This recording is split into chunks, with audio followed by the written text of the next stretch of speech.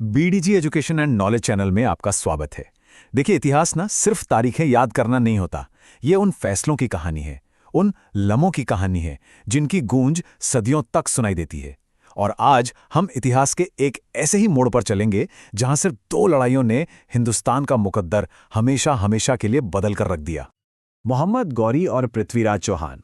अब ये सिर्फ दो राजाओं के नाम नहीं है, नहीं, ये प्रतीक हैं दो अलग अलग दुनियाओं के, दो अलग अलग सोच के, और हाँ, जंग लड़ने के दो बिल्कुल ही अलग तरीकों के। तो चलिए इस पूरे मामले को परत दर परत समझते हैं। सबसे पहले हम देखेंगे कि ये दो दुनियाएं आपस में टकराई ही क्यों। फिर चलेंगे तराइन के मैदान में और जानेंगे पहली जीत की कहानी। इसके बाद देखेंगे कि कैसे सिर्फ एक साल में बाजी पलट गई और निर्णायक हार हुई। फिर समझेंगे कि कैसे ये सिर्फ लूटपाट से आगे बढ़कर शासन की बात बन गई। और आखिर में देखेंगे कि कैसे एक नई सल्तनत की नींव रखी गई। तो शुरू करते हैं पहले खंड से, दो दुनियाएं एक टकराव। देखिए, किसी भी कहानी को समझने के लिए ना उसके किरदारों को समझना बहुत जरूरी होता है।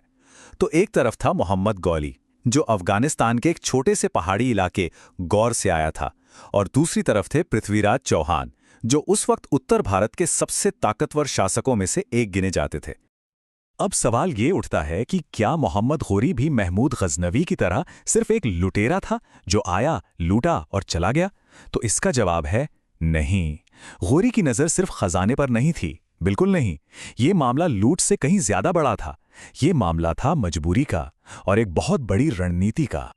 देखिए, हुआ ये कि गौरी जहां से आया था, यानी गौर से, वहां से अगर वो पश्चिम की तरफ अपना साम्राज्य बढ़ाना चाहता तो सामने एक बहुत बड़ी ताकत खड़ी थी, ख्वारिज़मियन साम्राज्य। मतलब वो रास्ता तो पूरी तरह से बंद था। अब ऐसे में उसके पास अपनी महत्वाकांक्षा पूरी करने के लिए एक ही दिशा बची थी, पूरब की ओर, यानी हिंदुस्तान। तो आप समझ रहे हैं, यहां की दौलत उसे खींच तो रही थी, पर उसका असली मकसद सिर्फ लूटना नहीं था, बल्कि एक ऐसा साम्राज्य बनाना था जो ताकतवर हो और महफूज भी। और उसने कोशिश भी की। 1175 में मुल्तान जीता, लेकिन 1178 में गुजरात में रानी नाइकी देवी के हाथों उसे बहुत बुरी हार मिली। और इस हार ने ना गौरी को एक बहुत बड़ा सबक सिखाया। उसे समझ आ गया कि हिंदुस्तान को जीतना है तो सीधे भिड़ने से पहले अपनी पकड़ मजबूत करनी होगी। इसीलिए उसने अपनी रणनीति बदली।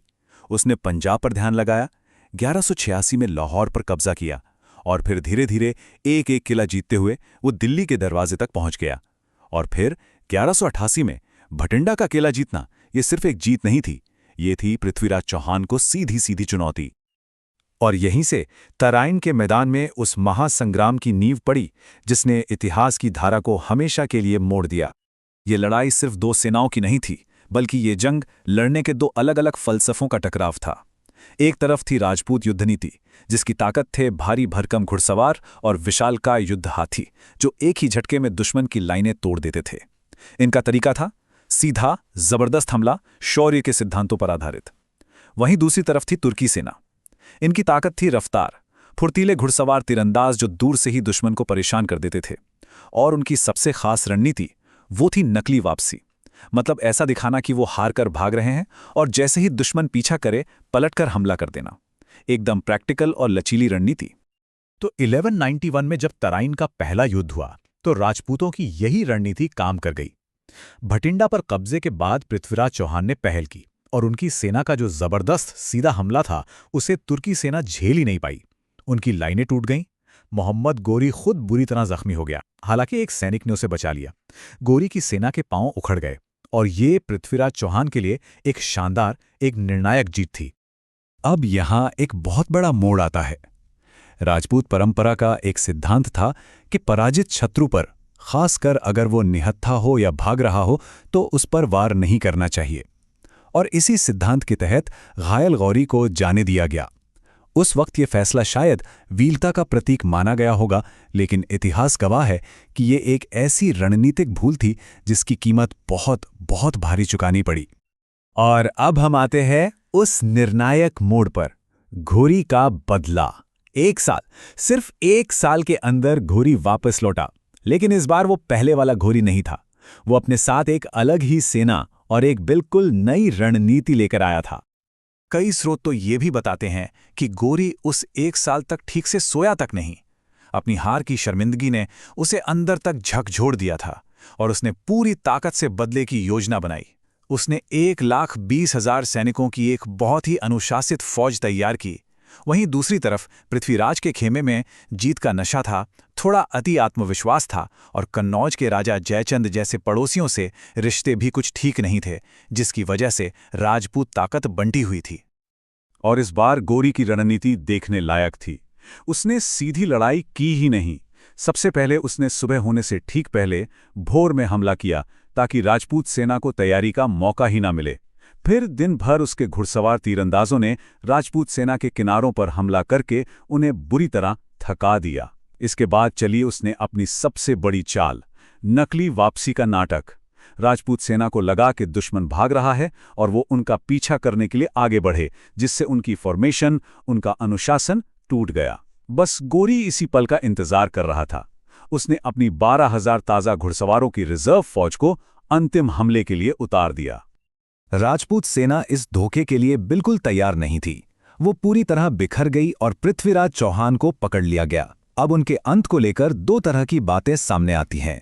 एक तो महाकाव्य पृथ्वीराज रासो का वर्णन है, जो कहता है कि उन्हें गजनी ले जाया गया, जहां उन्होंने शब्दभेदी बाण से गौरी को मार दिया और फिर अपनी जान दे दी। वहीं कुछ ऐतिहासिक सबूत, जैसे कि सिक्के, ये बताते हैं कि शायद उन्होंने कुछ समय के लिए गौरी के अधीन शासन किया था, जिसके बाद विद्रोह करने पर उन्हें मार दिया गया। कहानी जो भी हो, नतीजा एक ही था। उत्तर भारत का सबसे शक्तिशाली राजपूत साम्राज्य अब खत्म हो चुका था। तो अब आते हैं अगले हिस्से पर, लूट से शासन तक। और ये समझना बहुत जरूरी है, क्योंकि तराइन की ये दूसरी जीत महमूद गजनवी जैसे पिछले हमलावरों की जीत से बिल्कुल अलग थी। फर्क क्या था? देखिए, महमूद गजनवी आता था, लूटता था और चला जाता था। उसका मकसद था सिर्फ धन दौलत। लेकिन मोहम्मद घोरी, वो जीता और यहीं शासन करने के लिए रुक गया। उसका मकसद सिर्फ दौलत नहीं, बल्कि जमीन पर कब्जा करना और एक साम्राज्य बनाना था। और अपने इसी मकसद को पूरा करने के लिए 1194 में घोरी वापस आया। इस बार उसका निशाना थे कन्नौज के राजा जयचंद, जो उस समय एक और बड़ी राजपूत शक्ति थे। चंदावर की लड़ाई में जयचंद की हार के साथ ही गंगा के विशाल मैदान पर घोरी का नियंत्रण लगभग पक्का हो गया। लेकिन घोरी खुद यहां हमेशा के लिए नहीं रुका। उसने अपने सबसे भरोसेमंद गुलाम सेनापति कुतुबुद्दीन ऐबक को यहां का गवर्नर बना दिया। अब ये जो गुलाम सेनापति थे, ये कोई आम नौकर नहीं थे। ये एक खास सैन्य व्यवस्था का हिस्सा थे, जिन्हें बचपन से ही जंग और शासन चलाने की बेहतरीन ट्रेनिंग दी जाती थी। तो ऐबक को यहाँ की जिम्मेदारी सौंपना ही इस बात का सबसे बड़ा सबूत था कि यह सिर्फ एक सैन्य अभियान नहीं, बल्कि एक स्थापित सरकार की शुरुआत थी। और इसी के साथ एक नई सल्तनत की नींव पड़ चुकी थी। 1206 में गौरी की हत्या कर दी गई और ऐसा लगा कि शायद उसका बनाया ये विशाल साम्राज्य अब बिखर जाएगा। लेकिन उसने एक ऐसी व्यवस्था बना दी थी जो उसके जाने के बाद भी कायम रही। हुआ ये कि उसका पूरा साम्राज्य उसके सबसे काबिल गुलाम सेनापतियों में बट गया।